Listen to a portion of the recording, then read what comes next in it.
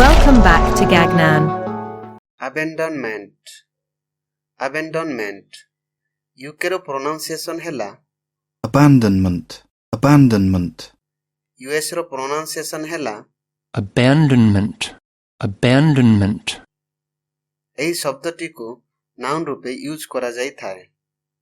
ଏହି ଶବ୍ଦର ଓଡ଼ିଆ ଅର୍ଥଗୁଡ଼ିକ ହେଲେ ପରିତ୍ୟାଗ, the act of leaving someone or something, or of ending or stopping something, usually forever। ଏହାର ମାନେ ହେଲା ସାଧାରଣତଃ ସବୁଦିନ ପାଇଁ କାହାକୁ କିମ୍ବା କିଛି କିମ୍ବା ଶେଷ କିମ୍ବା ବନ୍ଦ କରିବାର କାର୍ଯ୍ୟ।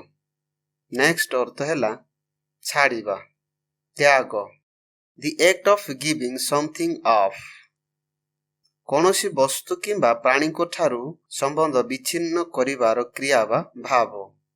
ଫର ଏକ୍ସାମ୍ପଲ, ସ୍ତ୍ରୀ ତଥା ପିଲାମାନଙ୍କୁ ପରିତ୍ୟାଗ କରିବା ପରେ ସେ କେବେ ସୁଖୀ ହୋଇ ରହିପାରିଲା ନାହିଁ।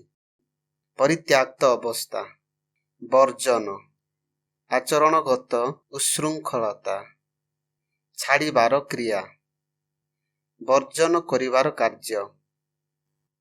ଅପସରଣ, withdrawing support or help despite allegiance or responsibility।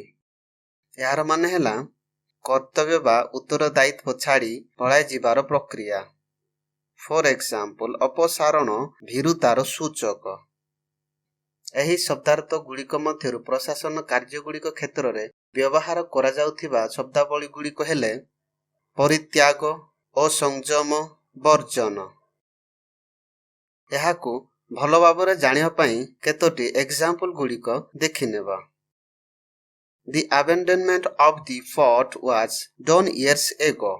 ଦୁର୍ଗର ତ୍ୟାଗ ବର୍ଷ ପୂର୍ବେ କରାଯାଇଥିଲା। The abandonment of the Iceland followed nuclear tests in the area। ଦ୍ୱୀପ ତ୍ୟାଗ କରିବା ପରେ ଏହି ଅଞ୍ଚଳରେ ପରମାଣୁ ପରୀକ୍ଷଣ ଅନୁସରଣ ବା ଅନୁଧାବନ ହେଲା। ଏହି ଶବ୍ଦର ବହୁବଚନ ରୂପ ନିଜେ ଦେଖି ନିଅନ୍ତୁ।